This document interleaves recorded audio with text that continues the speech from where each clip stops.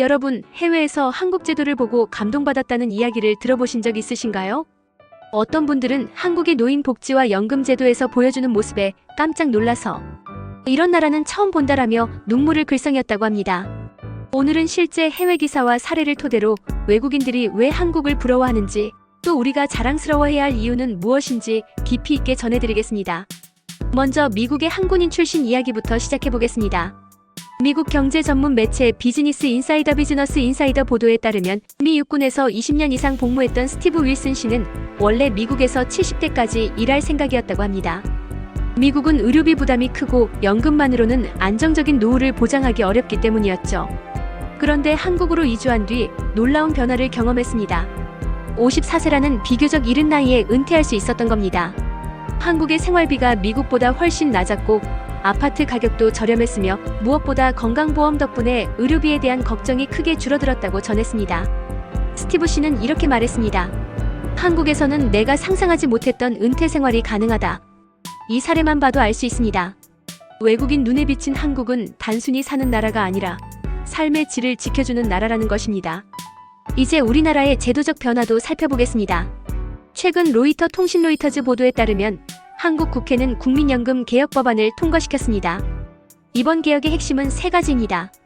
첫째, 국민과 사업주가 부담하는 보험료율을 9%에서 13%까지 단계적으로 올려 기금을 안정화한다는 것.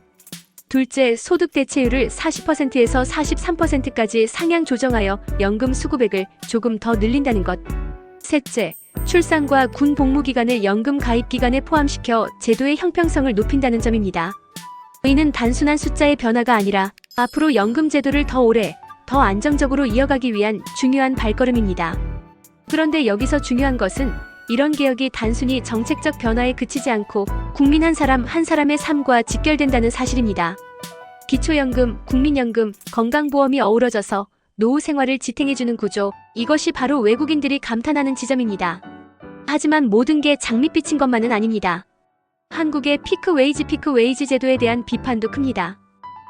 더 가디언 보도에 따르면 이 제도는 정년 이전부터 임금을 줄이는 방식으로 60세 전후가 되면 급여가 절반 이하로 떨어지는 경우가 많다고 합니다.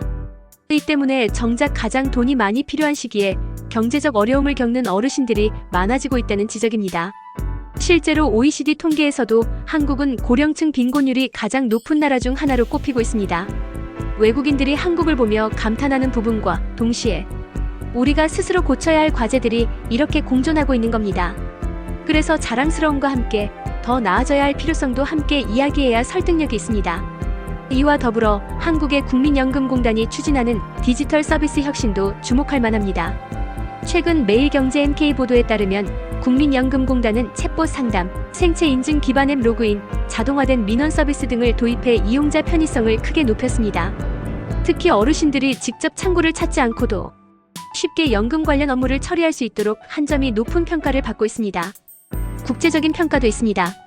IMF는 최근 보고서에서 한국 연금 제도의 지속 가능성을 지적하면서 정년 연장과 보험료율 인상, 소득 대체율 조정을 함께 추진해야 한다고 권고했습니다. IMF는 한국의 고령화 속도가 세계에서 가장 빠른 수준이라는 점을 강조하며 연금 개혁 없이는 국가 재정 부담이 커질 수 있다고 분석했습니다. 또한 국가인권위원회는 법정 정년을 현행 60세에서 65세로 상향해야 한다고 권고했습니다. 이 권고가 실현되면 어르신들이 더 오래 일할 수 있고 노후 준비도 훨씬 안정적으로 할 수 있을 겁니다.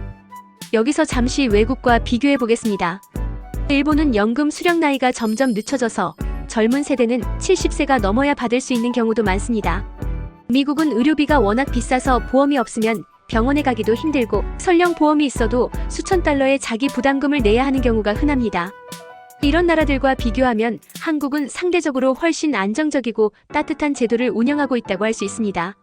실제로 해외에서 온 교환학생이나 관광객들이 지하철 무임승차 제도를 보고 충격을 받았다는 이야기도 많습니다.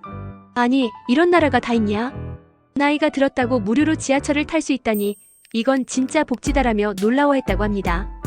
캐나다나 프랑스처럼 복지 선진국이라 불리는 나라에도 이런 교통 혜택은 없습니다.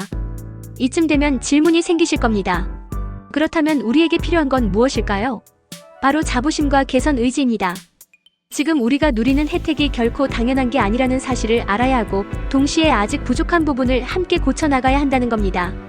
여러분, 해외 기사와 사례를 통해서도 알 수 있듯이 한국은 이미 세계적으로 보기 드문 수준의 복지와 연금 제도를 갖추고 있습니다. 하지만 동시에 고령층 빈곤, 피크 웨이지, 제도 사각지대 같은 과제도 있습니다. 우리는 이 두 가지를 모두 기억해야 합니다.